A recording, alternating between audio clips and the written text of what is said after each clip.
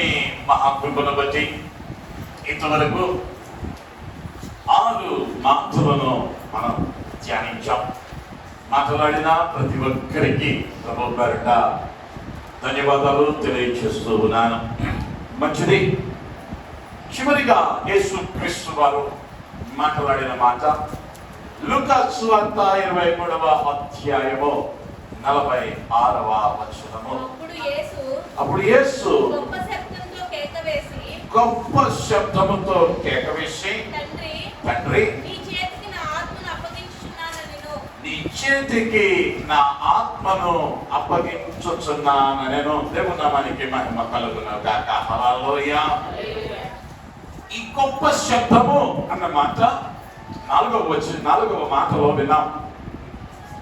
ఎప్పుడు గొప్ప శబ్దముతో మాట్లాడాడయ్యా అంటే ఏలి ఏలి లమా సబక్తాని అని మాట్లాడుతూ ఉన్నప్పుడు గొప్ప శబ్దముతో నా దేవా నా దేవా నన్నెందుకు చేయి విడిచితివి. అప్పుడు సమయం ఎంత అయ్యా అంటే మధ్యాహ్నము 12 గంటలు. లోకమంతటిని చీకటి కమ్మేసింది. ఈ చివరి మాట, తండ్రి, నీ చేతికి నా ఆత్మను అప్పగించుకొనుచున్నాను అని పలుకుతూ ఉన్నప్పుడు సమయము మధ్యాహ్నము 3 గంటలు. ఈ మాట పలికిన వెంటనే చీకటి పటాపంచలయ్యింది. ఓ గొప్ప వెలుగు ఉదయించింది. దేవునికి మహిమ కలుగును గాక. హల్లెలూయా, హల్లెలూయా. 4వ మాటలో న్యాయాధిపతి ఎదుట నేరస్తునిగా నిలవబడిన దేవుడు ఇప్పుడు తండ్రి ఎదుట కుమారునిగా నిలవబడ్డాడు. ఆ తెప్పివేయబడిన సంబంధం పునరుద్ధరించబడినదిగా మార్చబడింది.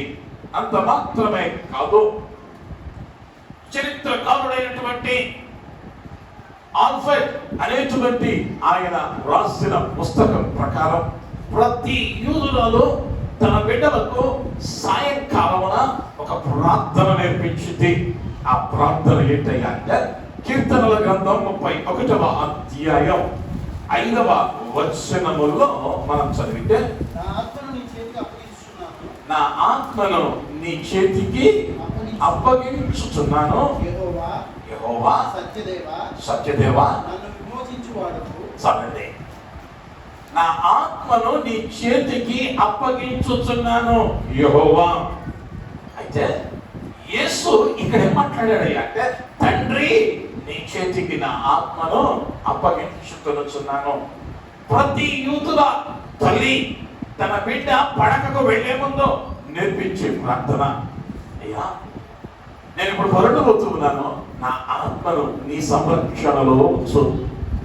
ఇప్పుడు యేసుక్రీస్తు వారు కూడా ఆ మాటను పలకటాన్ని మనం చూస్తూ ఉన్నాం. ఈ మాట పలికిన సమయాన్ని కూడా మనం జ్ఞాపకం చేసుకోగలిగితే సాయంకాలపు మధ్యాహ్నము 3 గంటల సమయం. ఈ సమయం ఏమిటయ్యా అంటే దేవాలయంలో సాయంకాలపు బలి అర్పించేటువంటి వేళ లేదా నైవేద్యం అర్పించేటువంటి వేళ. అయితే దేవుని గొర్రెపిల్లగా వచ్చిన క్రీస్తు ఆ అంతిమ బలిగా అర్పించబడుతున్న గడియ. ఎప్పుడైతే ఈయన ఈ మాట మాట్లాడాడో ఆ పరిశుద్ధ గుడారములో లేదా సొలొమోను దేవాలయములో ఉన్నటువంటి ఆ అడ్డతెర మధ్యకు చిరిగిపోయింది. అప్పటి వరకు 6 మాటల వరకు ఆ తెరలో మార్పు లేదు. ఎప్పుడైతే తండ్రి నా ఆత్మని చేతికి అప్పగించుకొనుచున్నాను అని చెప్పాడో ఆ మధ్య ఉన్న బంధం కొట్టివేయబడింది. ద్వారాలు తెరవబడ్డాయి. అతి పరిశుద్ధమైన స్థలములోనికి ప్రవేశించేటువంటి అవకాశం దొరికింది. ఇక్కడ వాడినటువంటి అప్పగించుకొనుచున్నాను అన్న పదానికి గ్రీకు భాషలో వాడినటువంటి మూల పదం పరాటి తెమాయ్ అనేటువంటి పదాన్ని వాడారు. ఈ పరాటి తెమాయ్ అనేటువంటి పదానికి అర్థం ఏంటయ్యా అంటే ఒక స్నేహితుని దగ్గర విలువైన వస్తువును దాచటానికి వాడే పదం. ఒక స్నేహితుని దగ్గర విలువైన వస్తువును దాచటానికి ఉపయోగించేటువంటి పదమే ఈ పరాటి తెమాయ్ అనేటువంటి ఒక మాట. లేదా భద్రత కొరకు ఒకరి ఆధీనములో ఉంచుట లేదా దాచుట. ఆయన అప్పగించుకొనుచున్నాను అన్న గ్రీకు పదానికి ఒక వ్యక్తి దగ్గర దాచటం లేదా భద్రపరచటం అన్న విషయాన్ని ఆ మూల పదం మనకు తెలియజేస్తూ ఉంది. రోమా చట్టం ప్రకారం దాచుకోవటం అనేది ఒక నమ్మకమైన ఒప్పందం.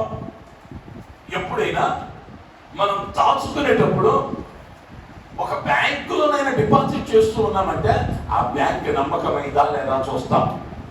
వచ్చిన ప్రతి ప్రకటనను బట్టి మీరు దాచుకోవడానికి, లేదా మన దగ్గర ఒక విలువైన వస్తువు ఉంది, నమ్మకమైన వారి దగ్గరికి దాన్ని తీసుకుని వెళ్ళి దాన్ని దాచిపెడతాం. ఎందుకయ్యా అంటే వాడు దానిని తిరిగి మనకు చక్కగా ఇస్తాడు. అయితే యేసు కూడా నా ఆత్మను అప్పగించుకొనుచున్నాను అనలా. తండ్రి నీ చేతికి నా ఆత్మను అప్పగించుకొనుచున్నాను. ఇప్పుడు నా ఆత్మను నీ చేతిలో నేను డిపాజిట్ చేస్తున్నా, మళ్ళా తీసుకుంటా. దేవునికి మహిమ కలుగును గాక. హల్లెలూయా, హల్లెలూయా. యేసు చేశాడు అంటే ఆ చివరి మాటగా నీ చేతికి అప్పగించుకొనుచున్నాను, నేను ఇప్పుడు డిపాజిట్ చేస్తా ఉన్నా. ఈ శుక్రవారం మధ్యాహ్నం 3 గంటల సమయంలో అయ్యా నా ఆత్మను నీ దగ్గర డిపాజిట్ చేస్తా ఉన్నా, దీనిని మళ్ళా తీసుకుంటా. ఎప్పుడయ్యా అంటే ఆదివారము ఇంకను తెల్లవారక ముందే ఆ డిపాజిట్ ను మళ్ళా తీసుకున్నాడు. పునరుద్ధానుడిగా లేచి ఉన్నాడు. దేవునికి మహిమ కలుగును గాక. హల్లెలూయా, హల్లెలూయా, హల్లెలూయా. అనేక పర్యాయాలు మన ఆత్మీయ జీవితంలో మన ఆత్మ ఇది నాన్న ప్రభువు దగ్గర డిపాజిట్ చేయబడేదిగా ఉందా లేదా? ఎందుకయ్యా అంటే ఇప్పుడు డిపాజిట్ చేయగలిగే స్థితిలో ఉంటేనే రేపు ఎక్కడ తీసుకోగలవయ్యా అంటే పరదేశు అనబడినటువంటి రాజు గారి ఉద్యాన వనములో దాన్ని తిరిగి పొందుకునేటువంటి భాగ్యం ఉంటుంది. నువ్వు ఎక్కడ డిపాజిట్ చేస్తున్నావో గుర్తుంచుకోవాలి. నీ ఆత్మను దేని ఆధీనంలో ఉంచుతున్నావు అన్నది ప్రాముఖ్యం. యేసు స్పష్టంగా చెప్పాడు, దేవా తండ్రి నీ చేతికి నా ఆత్మను అప్పగించుకొనుచున్నాను. నువ్వు గనక ఈ లోకములో కన్ను మూస్తే ఎక్కడ తెరవాలయ్యా అంటే పరలోకములోనే తెరిచేమనేవిగా ఉండాలి. ఈ దాచబడటం అన్నది చాలా భద్రతతో కూడింది, చాలా భద్రతతో కూడుకున్నదిగా మనం చూడగలిగిన వారం, లేదా నేర్చుకొనవలసిన అవసరం ఉన్నది అన్న విషయాన్ని నేను జ్ఞాపకం చేస్తూ ఉన్నా. ఈ యొక్క గ్రీకు పదానికి టెటెల్స్టాయ్ అనేటువంటి గ్రీకు పదానికి గ్రీకులో ఏం చేస్తారయ్యా అంటే ప్రతి పదానికి ఒక స్ట్రాంగ్ నెంబర్ అన్నది ఇచ్చారు. అంటే ఆ నెంబర్ను బట్టి ఆ పదం అర్థం చెప్పబడింది. ఏ పదం కూడా మరి ఒక చోట వినియోగించడానికి ఆ సందర్భాన్ని బట్టియే వాడాలి. మనం ఒక పదాన్ని ఎన్ని రకాలుగానైనా వాడవచ్చు మన భాషలో, కానీ గ్రీకు భాషలో ఆ విసులుబాటు లేదు. దీనికి ఇవ్వబడిన నెంబర్ ఎంత అంటే G5055 టెటెల్స్టాయ్ అనేటువంటి నెంబర్కి ఇవ్వబడిన ఆ పదానికి ఇవ్వబడిన నెంబరు G5055.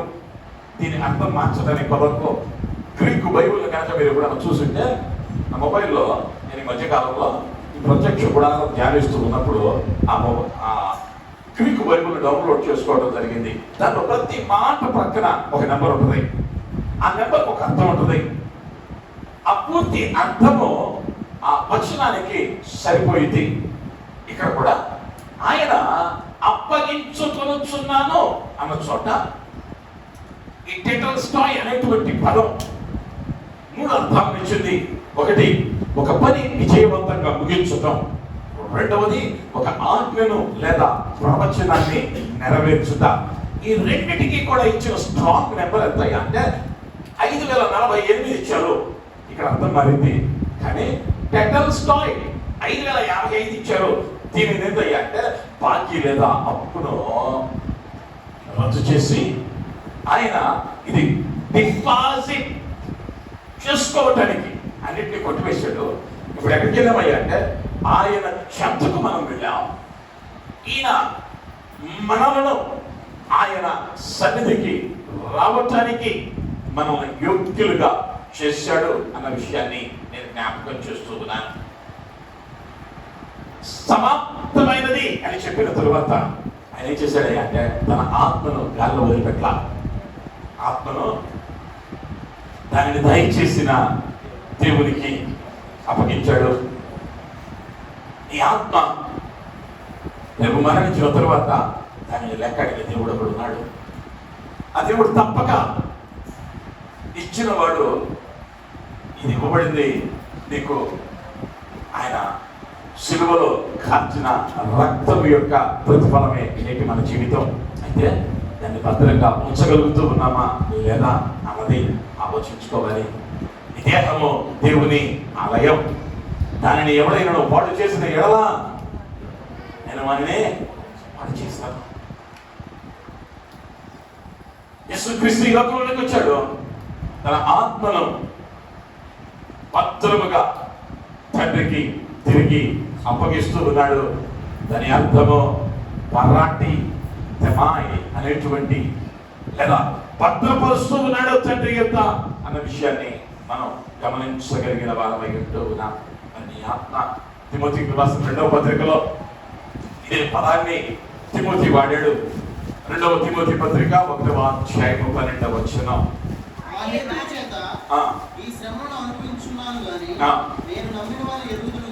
నేను నమ్మిన వారిని ఎరుగుదును గనుక సిగ్గు పడను. దేవుని నామానికి మహిమ కలుగును గాక. హల్లెలూయా.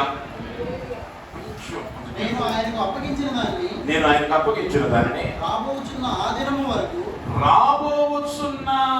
ఆ దినము వరకు ఆయన కాపాడగలడని రూఢిగా అక్కడే పడ్డాడు. అంటే నేను ఆయనకు అప్పగించిన దానిని యేసుక్రీస్తు వారు కూడా వాడిన మాట అంటే అప్పగించుకొనుచున్నాను. ఇక పౌలు గారు కూడా ఏమంటాడు అంటే నేను ఆయనకు అప్పగించుకోవచ్చు ఉన్నా రాబోయే ఆ దినము వరకు ఆయన కాపాడగలడని రూఢిగా నమ్ముచున్నాను. దేవుని నామానికి మహిమ కలుగును గాక. హల్లెలూయా. నీ ఆత్మ అప్పగింపబడినదిగా ఉండాలి. ఎందుకయ్యా అంటే దయచేసిన వారి యొద్దకే ఇది తిరిగి వెళ్ళవలసిన అవసరత ఎంతైనా ఉంది. 7 మాటలను మనం ఈ దినాన ధ్యానించాం. 7 మాటలు కూడా స్పష్టంగా చెబుతూ ఉన్నాయి. మొదటి మాట, అది తండ్రి ఏమి చేయుచున్నారో ఎరుగురు కనుక వీరిని క్షమించు. క్షమించటం చాలా ప్రాముఖ్యం.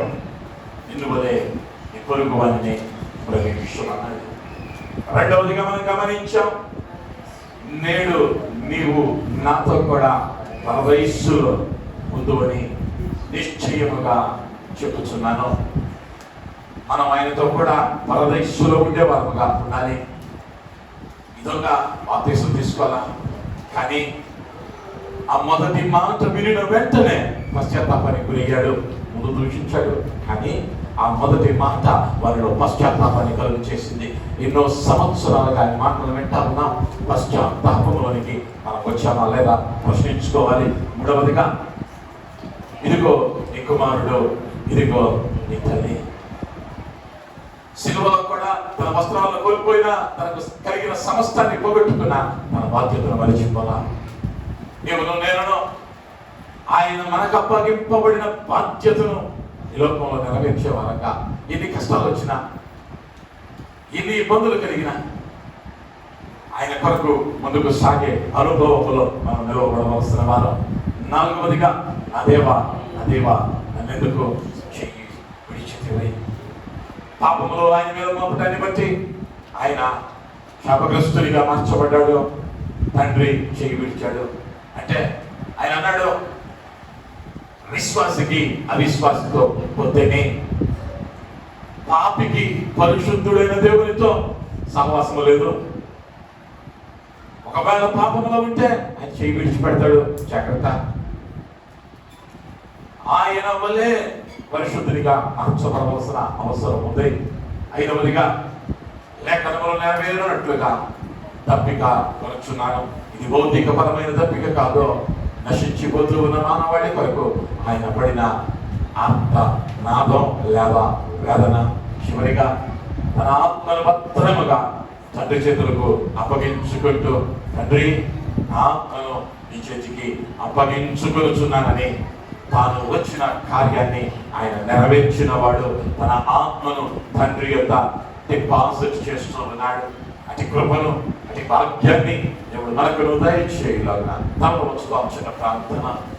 కృప కలిగిన మా యేసయ్య, దయగలిగిన మా తండ్రి, ఈ శుభ శుక్రవారం అయినా నీవు మాట్లాడిన ఈ 7 మాటలను బట్టి వందనాలు తండ్రి. దేవుడు మా ఆత్మల పట్ల మెలకువ కలిగిన వారుగా అయ్యా మా ఆత్మలను కాపాడుకుంటూ అంతము వరకు ఆయన నీవిచ్చిన ఈ ఆత్మ తిరిగి నీకు అప్పగించినంత వరకు ఆయన తగిన కృపను మీరు అనుగ్రహించి, జ్ఞానమునిచ్చి, సరైన మార్గంలో నడిపించి, నీ నామ మహిమంతకరమై మమ్మల్ని నిలవపెట్టమని మా కొరకు ప్రాణం పెట్టిన దేవ, నేను చేసిన గొప్ప త్యాగానికి కృతజ్ఞతలు చెల్లిస్తూ ఉన్నా. నిరాకడ పర్యంతం నీకు నమ్మకంగా ఉండేటువంటి భాగ్యం నాకు, మాకు, మా అందరికీ దయచేయండి. మేము మాత్రమే మహిమ పొందాలి. యేసు నామములో అడుగుతున్నాను తండ్రి. ఆమేన్, ఆమేన్.